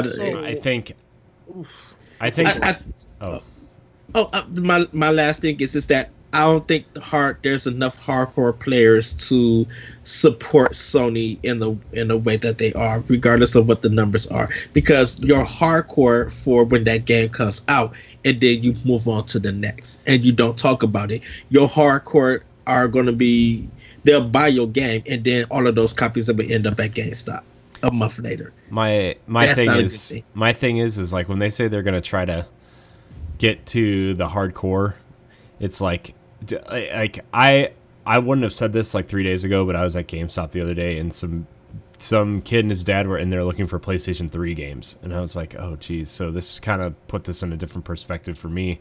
Like, I think Sony is going to have a very, very difficult time moving people off the PlayStation 4.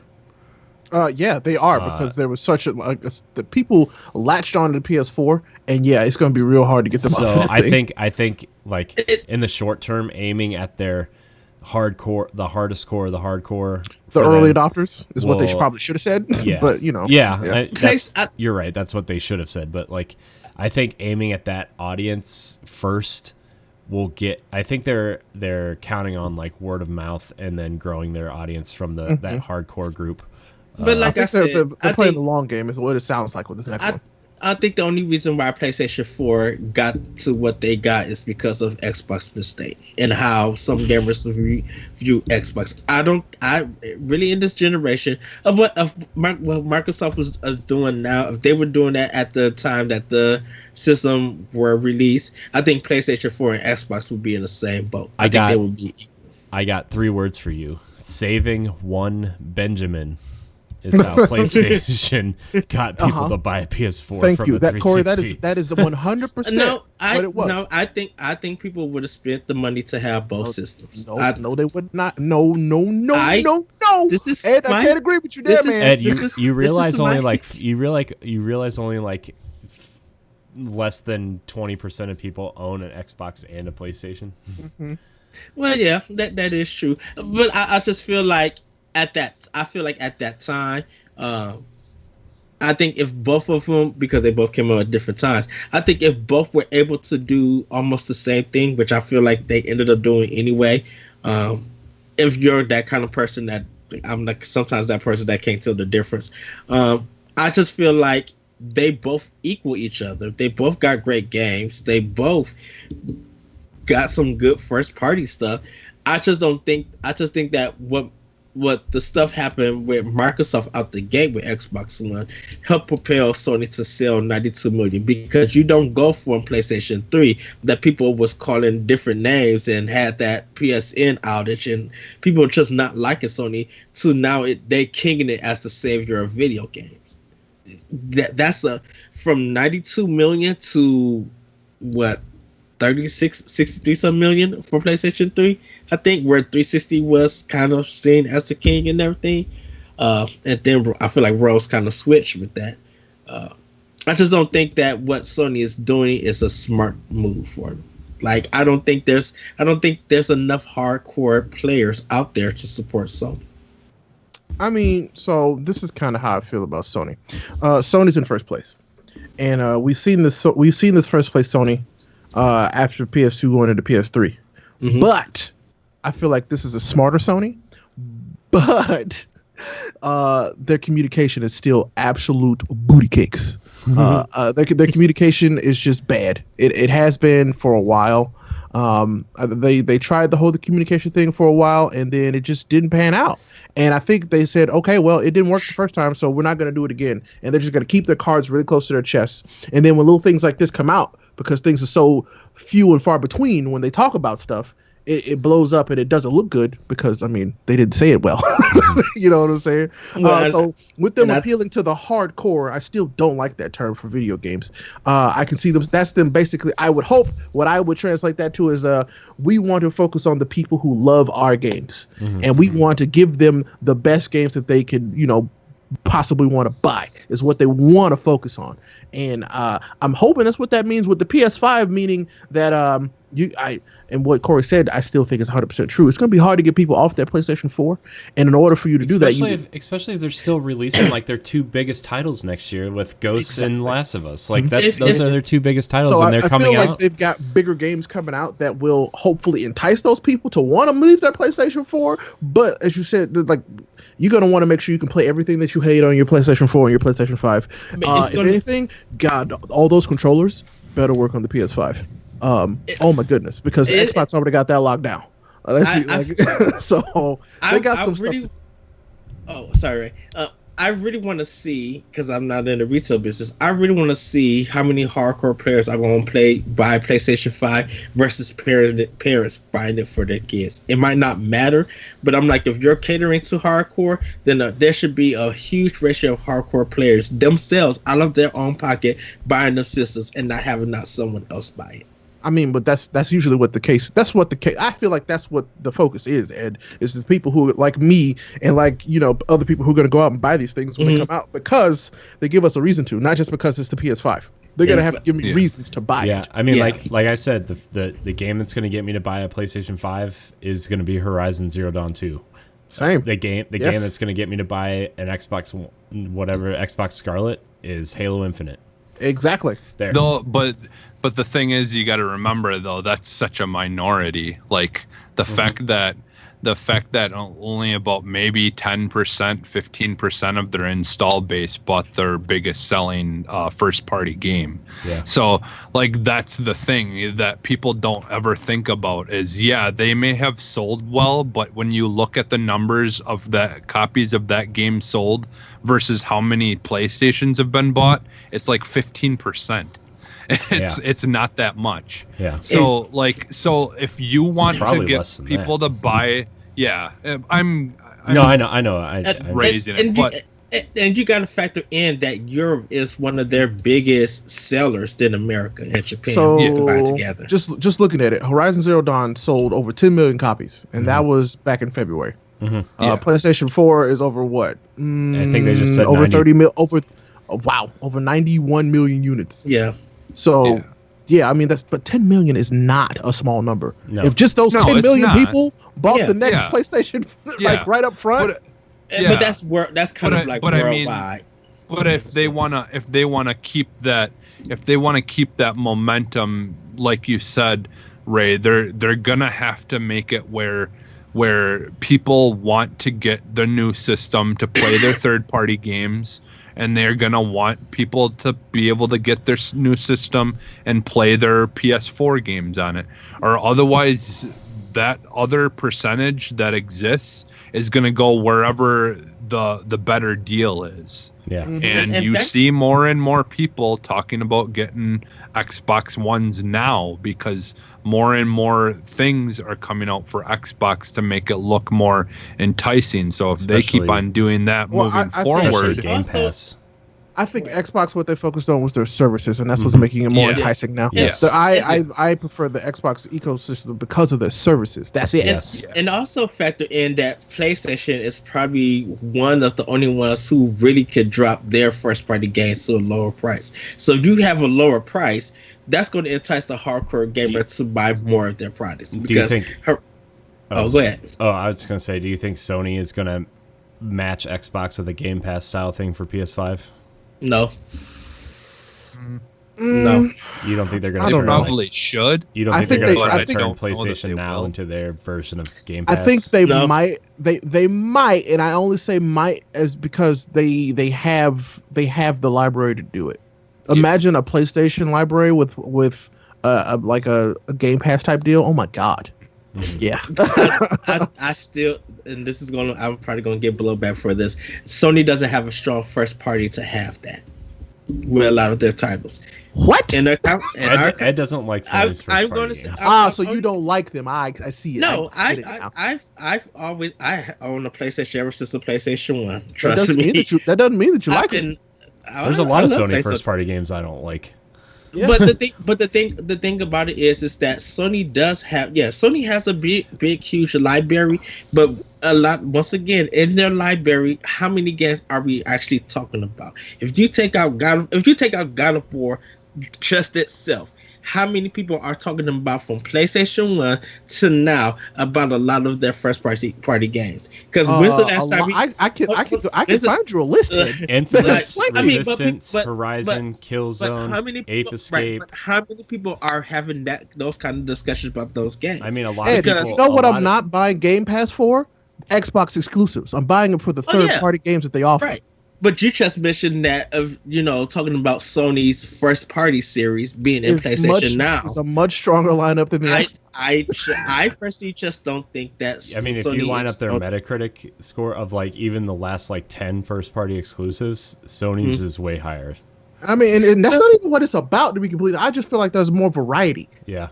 So variety I would disagree with because I think they're all third person action games. But well, see, so when you talk about the type of game, yes, but when it comes to the stories, complete variety. Yeah, I'll give you that one. I was just talking about genre ish. So I'm not that I don't like third person action games. I love third person action games. I love first person action games, but I feel like when it comes to stories, and I care a lot about story, Sony's got that on lock right now.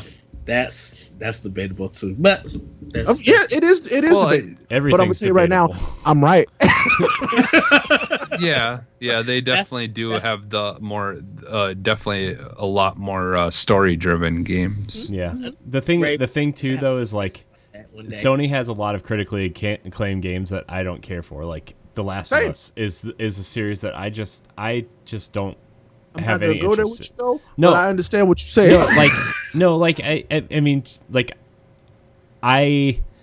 for me, like The Last of Us. Whoa. Exactly, Kat. Exactly. For me, and we're gonna move on to the next question after this because we're running out of time. But something for me like The Last of Us, like I understand, like they want to have those moments that impact you and stuff.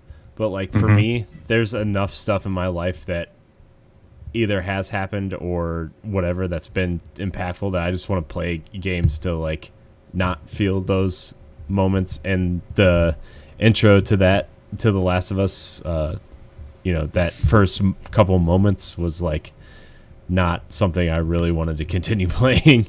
And that intro to it. So like, I mean, and that's just like a personal thing. I know a lot of people love The Last of Us and everything. That series isn't really for me. I would rather play Horizon and God of War. Like God of War for me hit a lot of impactful notes for me, right? I think for me as somebody who has always enjoyed God of War, right? That change kind of threw me off a lot at the beginning, but like the story moments are what kind of kept me going, and like the impact of those moments, like that very first scene where like the funeral scene at the beginning where he's burning the body was like super impactful with the swelling music and it was just super like to me God of War is like probably the pinnacle of what Sony first party has to offer at this moment. There were times with God of War that I want to throw my shoe at the game. I want to throw my shoe at you, Ed. And I'm not even wearing any. I mean, let's be real. As far as what Sony said, I feel like I said there was a much better way to phrase that. Yes. If they're going to compete with Xbox and Nintendo going forward, they're going to have to up their service game. They're going to have to fix PSN, and I am still on the train that they're going to need to give us a better controller. Yeah. I am. Yeah. I think they need to offer an elite style controller that you could from Sony. Yeah. I want a Sony branded from Sony. We built this controller for you controller. When your best controller is by a third party. Exactly. So Sony has a lot to do. I don't think going forward in these console generations you can get by just on games alone. You can't. And I think Microsoft kind of knew that up front, but they did it bass backwards. You know what I'm saying? Yeah. So, they have some more room that they need to improve upon because, games are awesome, but now people just expect their devices to do more. Yeah. And that's how the Nintendo thing came up. Actually. So, speaking of expecting your system to do more. Just kidding. That was a terrible transition. I was about to say, wait.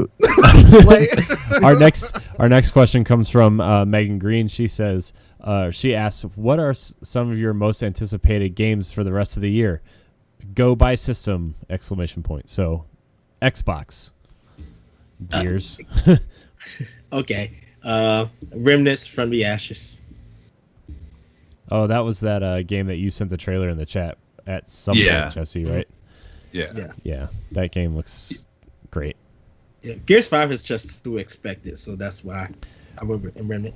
Sometimes the expected is good enough, Ed. True. Very true.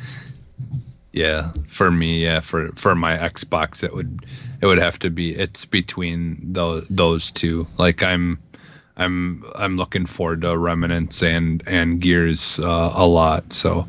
Although Ghost Recon Breakpoint looks good too. Yeah, that does look good too. Yeah, that looks interesting. Ed, I'm gonna as need you to hold your groans and moans till after the podcast is over, please. Because I'm going to end up buying that too. Yeah, you will, to play with us. Exactly. The way you should have played it the first time with your friends. You can hear all of Ed's moans and groans after the end credits of the podcast. Yeah, that'll be. I'll do a super cut. Dude, if I did a supercut of Ed's moans and groans throughout the last like 3 or 4 years of podcasting, it would be like a 4-hour garbage. show. Yeah, garbage. This game is questionable content. Ugh. Yeah. Like that. Oh my god. Question block content. Oh, jeez. I like that, Justin.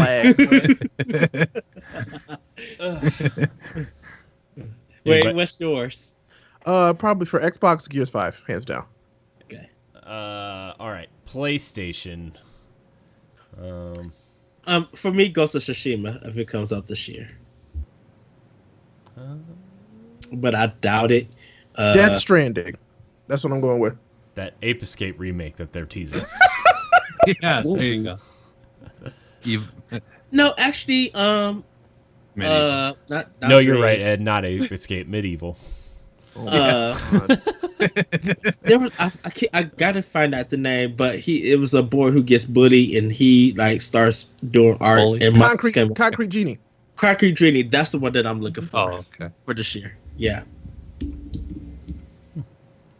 For me, it's like I don't pay too much attention to like the only thing I kind of watch on is like the PSVR stuff. Like there's a couple of, I can't think of the names of some of them offhand right now, but there is a bunch of PSVR games that they showed during the PlayStation thing a while back that looked really good.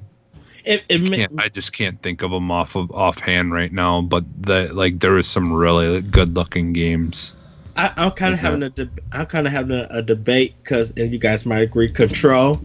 Oh yeah, I'm thinking of getting it for one, but I don't know. One of them's up because it is multi-platform, and I am definitely looking forward to that. Oh man, Control looks so good. Yeah, Control looks great. I can't wait. Everybody answered right. Yes. The final one is Switch and The Witcher. No, I'm just kidding. That could be it. Hey, I'm not gonna judge you. I mean, Fire Emblem and Link's Awakening are like the big two. I mean, I know that's kind of a generic answer because I've been a fan of both those series for a long time, but like, yeah, they're so good. To me personally, still stay with my number one, Demon Ex Machina. Please story for me. And Luigi's Mansion 3. Yeah, Luigi's Mansion 3. Yeah. And Link's Awakening. This is hard. Like the Switch one is probably the hardest one for me because there's Link's Awakening, there's freaking Pokemon, there's Luigi's Mansion 3. But honestly, I think the one that I'm most excited for to like, given everything else, it's gonna sound weird, but Dragon Quest XI S. Yeah. I think is what I want the most on the Switch right now. Like everything else I want because I know it's guaranteed. But when they finally announced Dragon Quest XI for Switch, I was so excited because I want to play it so bad. I know. That title though. It's Dragon Quest XI S Echoes of an Elusive Age Definitive Edition. Yeah, right. You're not wrong. It's one of those guarantees must has. Like I need it. You can't not. I need it. Yeah. So I hope it comes out this year still. So it's scheduled for September. Is it set for September? Yeah, well, it's the week after Link's Awakening. Son of a.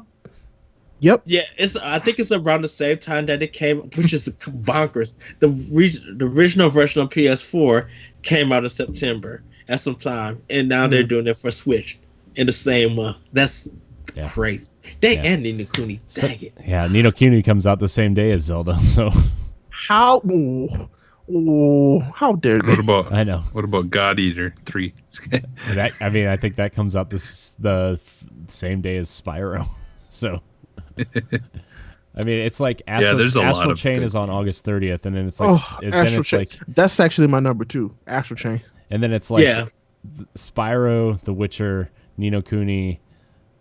Dude, September is packed. And don't forget. What a weird combination. Pretty much everything. Don't forget FIFA 20 and NBA 2K 20.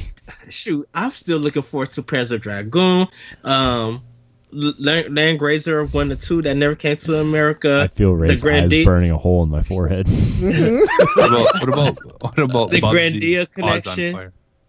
Like, there's a lot coming out for Switch. There's a ton. I'm so Doom like, if anybody's Eternal. like, but there's no games on Switch. Doom Eternal. Yeah. That. Shoot, if they mention a Yoko Island Express 2, I'm gonna lose my mind. Where's my Yokai Watch 4 in the West? Give it to me. They announced a release it. date. They're giving a release date at AnimeCon or something. They did already. Oh yeah, that. Woo! Yeah, they said that the Western localization has already started. Good. So I think 2020 next year. I want it. Let's see. By the way, they also announced Digimon Cyber Sleuth Complete Edition for the Switch coming out here. September I don't know 18th. if it's coming up. There you go. God, another September game. Did they just announce that today? Yeah, that was today. All right, here we go. Here we go, Ray. You ready? All right, go. Level 5 announces Yokai Watch 4 Western release at the 2019 Anime Expo.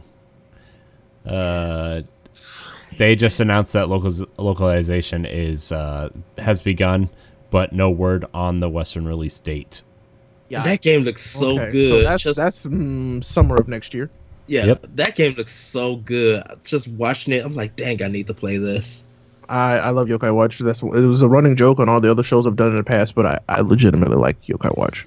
I haven't watched the cartoon, but I enjoyed the games on the 3DS. I've been having fun. I watched the show with my kids because they like it. They I don't watch watched the show. I just play the games. But I think Jesse just watches the show and makes his kid watch it with him, so he doesn't somebody if like a normal person. There are plenty of shows that I do that with my kids, like the original Ghostbusters and Turtles and all that. But that is one of them that I do not force Turtles, Teenage Mutant. All right, so let's see. We are out of time, so Casey and Sam, we are going to get to your questions next week because I feel like they kind of deserve some time, attention to them. So we're going to wrap up. I want to thank everybody for watching the NX Show live on twitch.tv/the NX Show. Remember, you can also download it on Tuesdays on your podcast service of choice or streaming service or YouTube or our website, codenamenx.com. We're going to keep intros short this week because we should keep them short. So, Jesse, where can we find you? You can find me basically everywhere as Phantom NXS. Nice. That was nice short. That was good short, Jesse. Ray, where can we find you? My name's Ray Apollo. You can find me on Twitter and Twitch and YouTube as Ray Apollo, no space. Yeah. Go watch them. Ed, where can we find you? You guys can find me on Twitter at ThatRetroCode and check out Optional Opinion on SoundCloud and other podcast apps. Go listen to. You can find me at CoreyNHD713 on Twitter and CoreyNHD on Instagram and Twitch. You can also find me on Nerds Gone Rogue and a plethora of other content on the internet. I want to thank everybody so much for watching. Check out all of our content on codenamenx.com, and we will see you next week. Goodbye. Bye now. Bye, everybody. Woohoo! Heroes in a half shell, turtle power. Hey, which is funny. Retronauts. Yeah. Right? They just did a podcast episode about Ninja Turtles from 1989. So they talk about the NES. They talk about the cartoon, how this comic book started, the NES game, and the arcade game. All right. I might have to listen to that. What is it? Retronauts. Retronauts. Okay. Yeah. I need to cue that up. I only listen to podcasts now when I'm either on the treadmill or when I'm doing my chores.